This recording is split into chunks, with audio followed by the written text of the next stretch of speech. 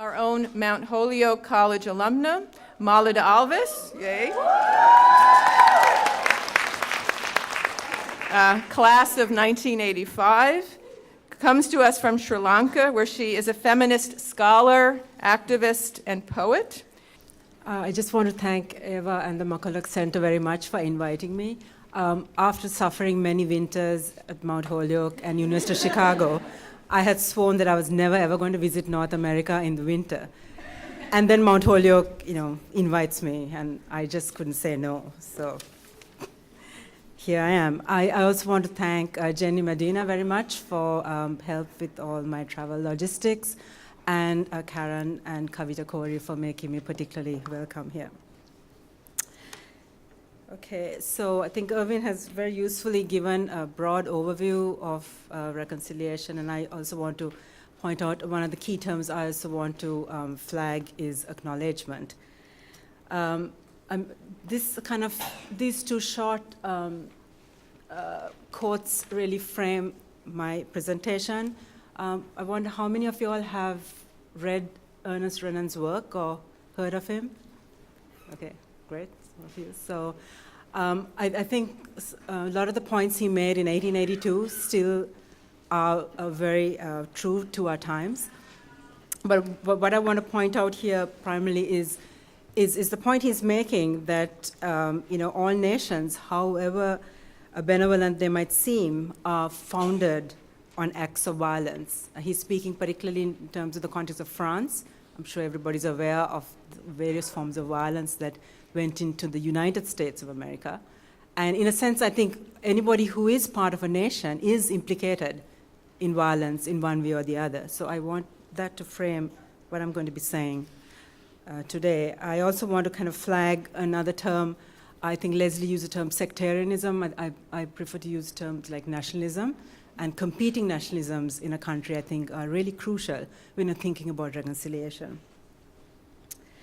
I'm just going to go quickly through just setting up. I think you all have some Sri Lankan students in your group, so you all have probably heard about Sri Lanka from time to time in your discussions.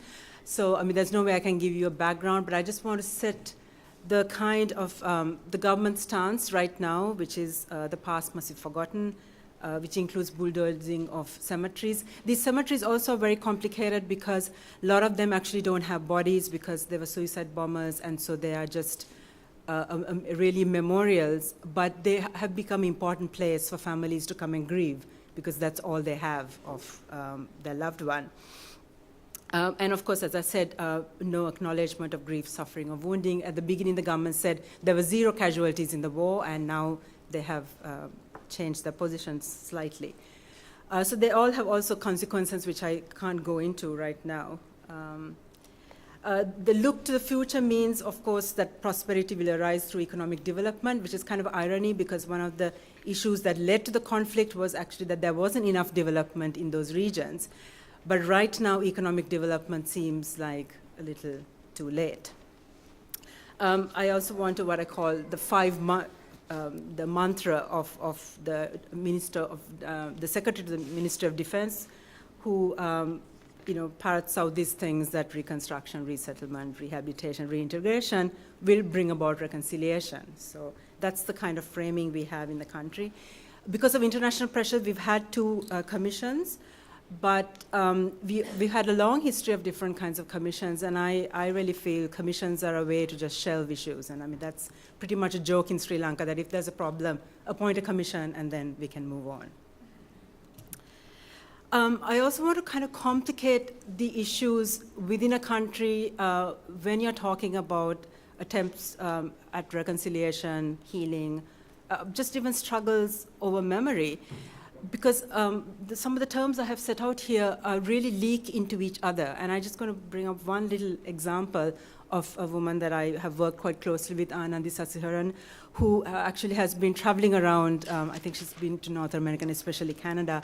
Her husband was a very high up individual in the LTTE, and she saw him being taken away by the armed forces, and he's gone missing. So in that context, she's very much, she presents herself as a victim. But I also work with lots of other mothers whose children were conscripted by the LTT, especially during the last stages of war. And one of the women I'm very close with had a 14-year-old girl who was taken in the last stages of the war. And she's very bitter. You know, she keeps pointing, saying this woman is, you know, getting all the newspaper press, but you know, she's really, you know, her husband was part of our problem. So I just want to use this example to point out that there are no clear-cut victims and perpetrators in this scenario, but because of the kinds of nationalist rhetoric you have to fall into in our sad world today, this mother of the 14-year-old feels that she has to be silenced in order to promote a particular line that is very much of a Tamil nationalist line when presenting issues to the world, in a sense.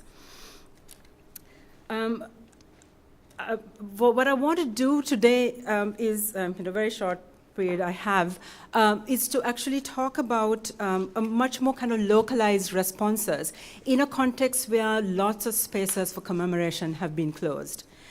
In order to do that, I'm also going to read so that I don't get sidetracked. But it's so, part of what I want to work through is thinking about memory and also forgetting, and also about monumentalizing before I move to talking about two actually individuals, one in Germany, one in Sri Lanka, who I think offer us alternative, powerful ways to think about working.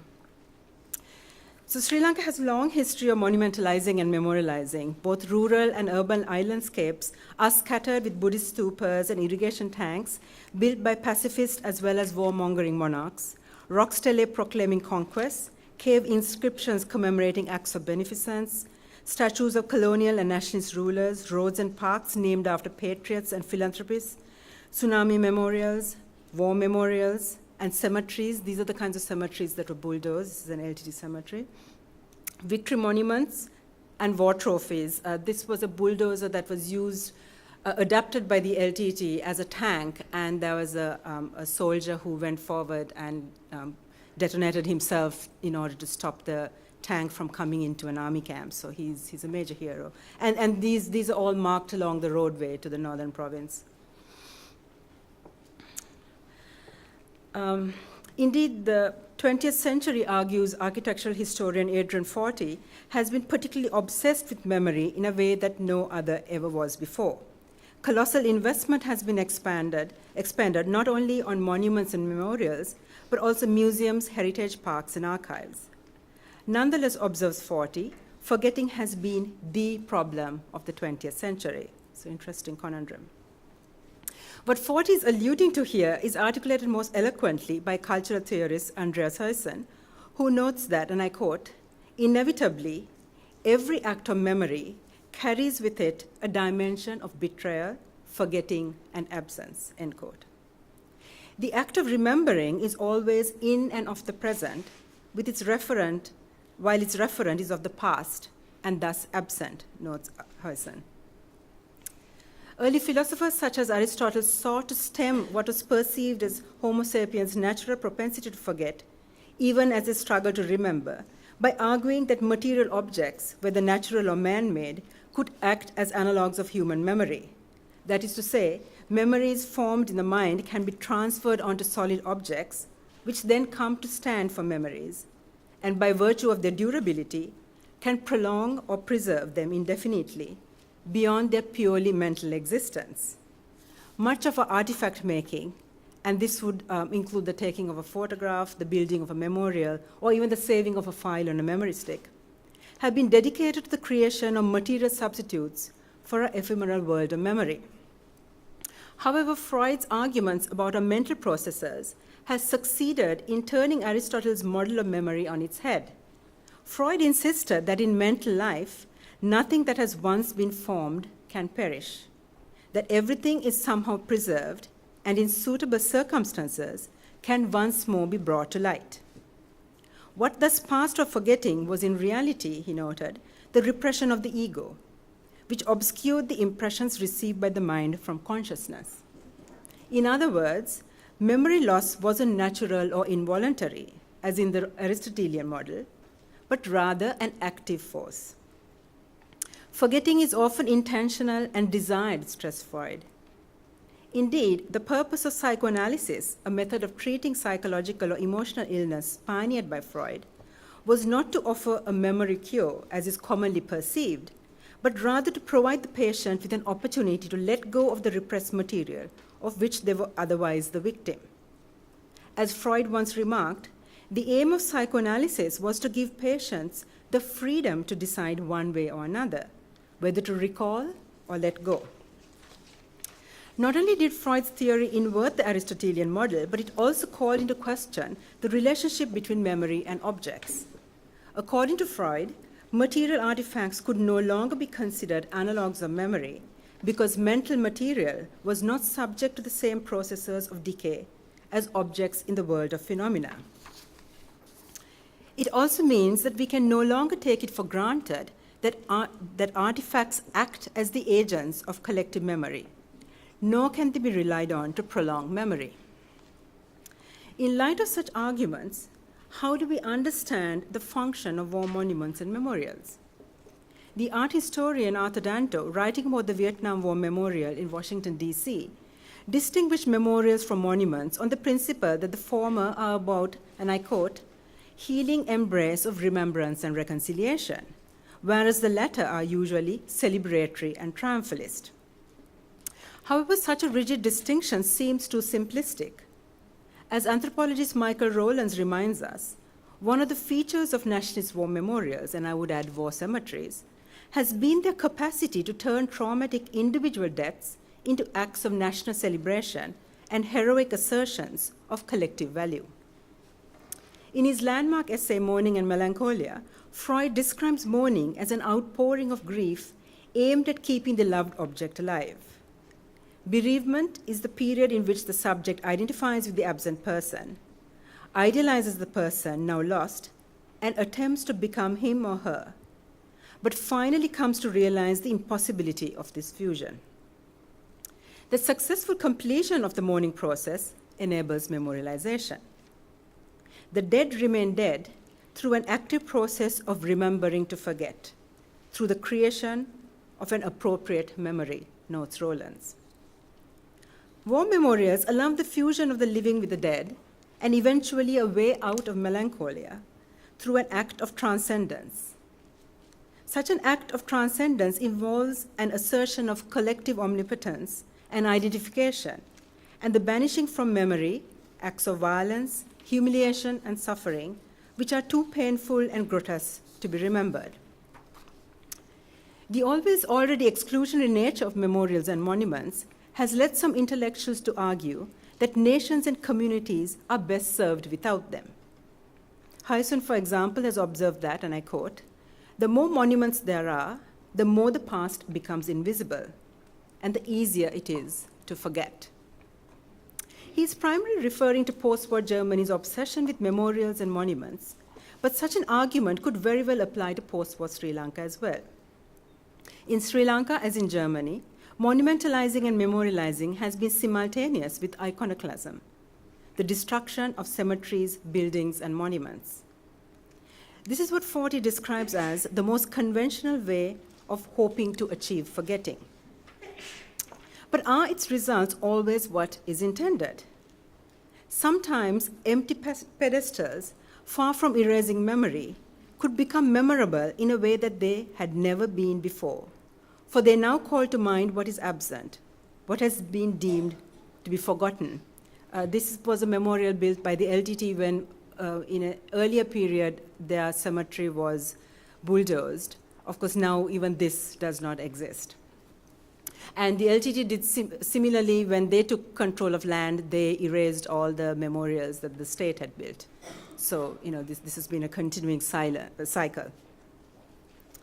Similarly, constructions upon the site of previous constructions now destroyed will always bear the trace of the original, accumulating in one place what Yampolsky aptly calls two commemorative gestures, vandalism and reinscription.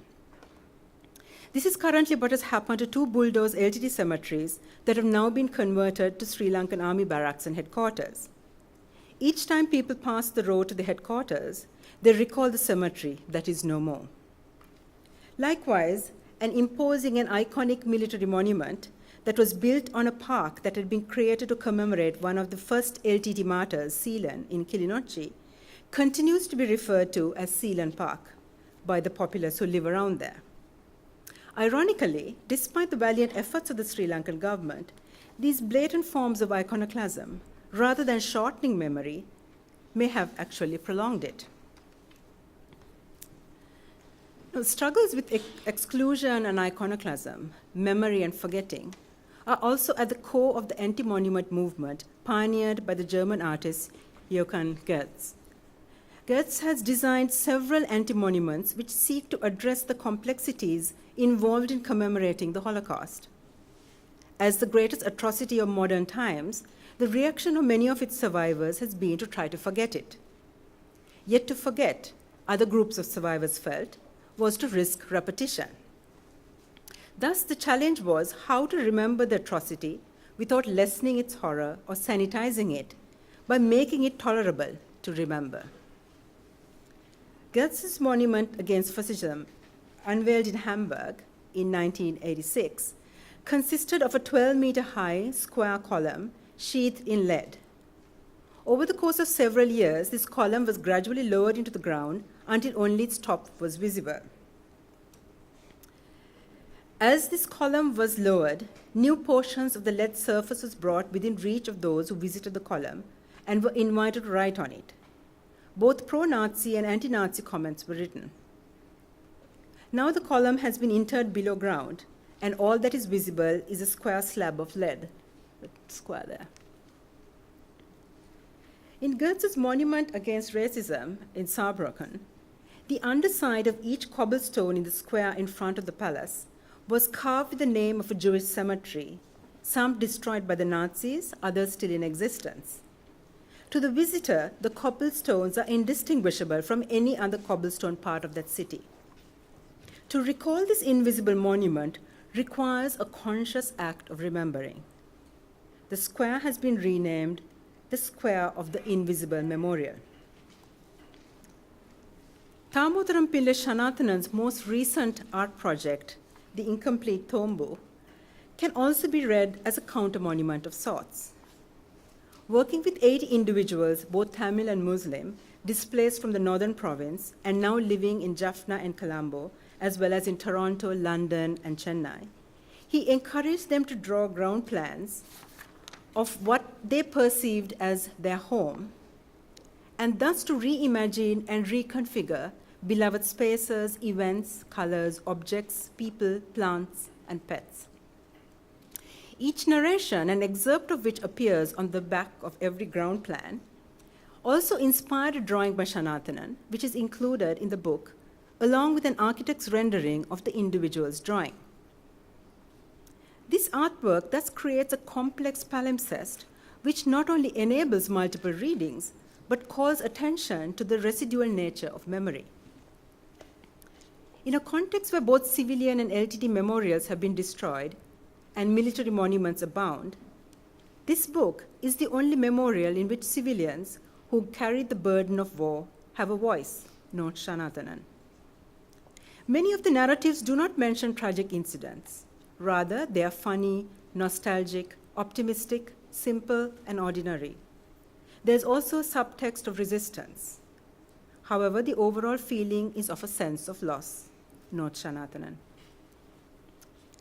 Nonetheless, the productive potentiality of loss is clear, and I quote him again, "By transforming individual pain into a common loss, this project brought together isolated individuals and made them into a community," end quote.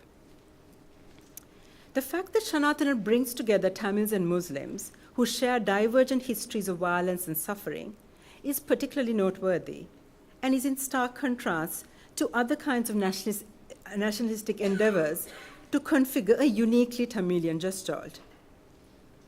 The complexity, depth, and variety of memories and articulations of loss also refuse encompassing labels such as collective trauma or collective melancholia. The Incomplete Tombu also resists being merely a memory recovery project. The word tombo, which refers to public land registers used by the Portuguese and Dutch colonialists in Sri Lanka, calls attention to the fact that these maps and memories of home have no juridical consequence, unlike the bureaucratic document it invokes. The drawings of floor plans are not like the cadastral maps that enable the governance and regulation of land. The house or home spoken of is not a recoverable object. Even the narratives appear as memory fragments, and no attempt has been made to mark the truth of an event, as in other hegemonic renderings of war and loss in Sri Lanka, be they victory monuments or TV documentaries. This unfixed, incomplete liminality exposed by the incomplete Tombu opens up the possibility of conceiving a non-sovereign subjectivity that is porous and permeable, and recalls Judith Butler's innovative formulation of injury and interdependency, that we carry the enigmatic traces of others. However, political communities of the sorrowing do not and cannot spring forth spontaneously and naturally. They must be made. This is a challenge for us citizens of Sri Lanka, be we Tamil, Sinhala, Muslim, or Burgher. Thank you.